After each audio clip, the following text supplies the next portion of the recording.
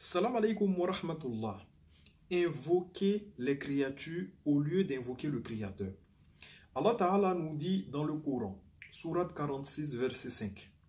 Et qui est plus égaré que celui qui invoque en dehors d'Allah, celui qui ne lui répondra pas jusqu'au jour de la résurrection. Toujours dans le Coran, Sourate 23, verset 213, n'invoque pas avec Allah une autre divinité, car alors tu seras parmi ceux qui seront châtiés. Qu'Allah Ta'ala nous préserve. Dans un hadith, d'après Abdallah ibn Mas'ud, qu'Allah Ta'ala l'agrée, le prophète Muhammad alayhi salatu wa salam, a dit: celui qui meurt alors qu'il invoquait un égal en dehors d'Allah rentre dans le feu. Rapporté par Bukhari dans son Sahih numéro 4497. Donc le fait d'invoquer les créatures, de décrire le nom des créatures, des djinns, ou bien d'ajouter des paroles de mécréance dans ces invocations pour être exaucé plus rapidement, c'est du shirk. Et malheureusement, il y a beaucoup de nos frères et sœurs en islam qui sont dans cette pratique. Dans cette vidéo, nous allons écouter le témoignage d'un frère à qui on a donné le nom d'un ange pour invoquer la hawla wa la quwwata illa billah. Écoutons ensemble. Assalamu alaikum, chers frères et sœurs.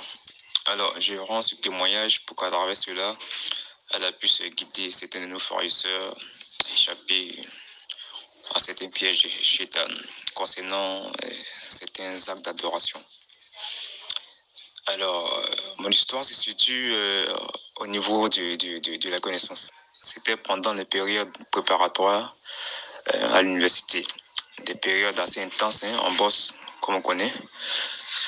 Et donc mon père, qui était soucieux de la réussite de ses enfants, est allé voir un de ses amis imams pour lui demander des conseils et donc des pratiques islamiques coraniques permettant à ses enfants de mieux assimiler, d'avoir une bonne mémoire de rétention pour que vraiment ils puissent réussir à leurs examens. Alors, c'est par la suite que son ami imam lui a donné des zikrs à faire pour nous. Le premier zikr, c'était Rabbi Zidni Ilman, voilà, qu'on connaît tous dans le Coran. Il y avait un deuxième zikr sur lequel il a insisté qu'il fallait faire plusieurs fois, au-delà de 100 fois. Et ça, chaque soir. Alors, il a dit que ce zikr-là, c'était l'ange qui était chargé auprès d'Allah de distribuer la connaissance. Voilà. Et malheureusement, à la suite, je fais ce zikr. J'ai fait ce zikr-là plusieurs fois. Mais contrairement au premier zikr qui était Rabbi Zidni Ilman, je n'arrivais pas à trouver des sources à ce zikr-là.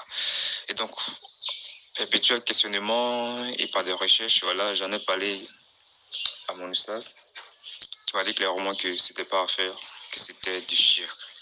Voilà, du shirk. Ouais, vous, c'est quand même fort. En cherchant la face d'Allah, on est malheureusement dirigé vers le shirk.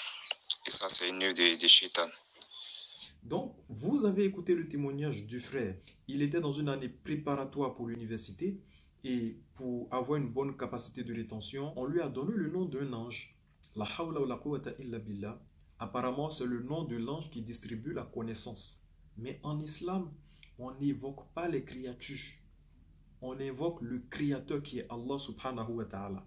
Et comme Allah ta'ala le dit dans la sourate 23 au verset 213, n'invoque pas avec Allah une autre divinité, car alors tu seras parmi ceux qui seront châtiés.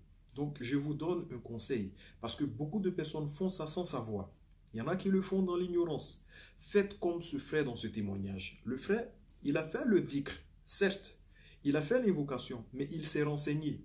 Quand il a vu que ça ne faisait pas partie de l'islam, quand il a vu qu'il n'y avait pas de source, il a décidé d'abandonner. En islam, c'est comme ça on fait.